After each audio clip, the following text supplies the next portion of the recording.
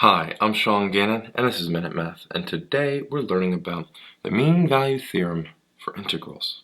Minute Math, when you need help you use Minute Math. We're given this problem right here. F of x equals 1 over x on the interval from 2 to 3, and we want to find the average value of the function over this given interval. So to do that, we want to find f of c. Our formula tells us that it's 1 over a b minus a, so a 3 minus a2 on the integral from 2 to 3 of our function, 1 over x dx. Well, 1 over 3 minus 2 is just a 1, right? 3 minus 2 is 1, got it. Times the integral here. What's the integral of 1 over x?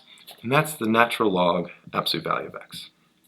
And we're doing this from a 2 to 3. I'm going to write my brackets here.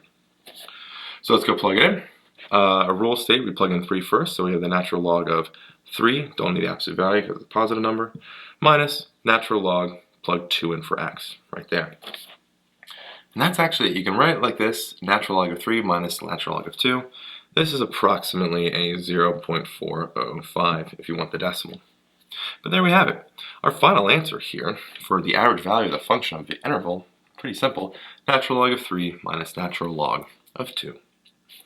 I hope this video was helpful for you, and if it was, please subscribe to this YouTube channel and like this video. This helps us make more free math lessons for you, for everyone else. So as always, thanks for watching. Minute Math, when you need help you use Minute Math.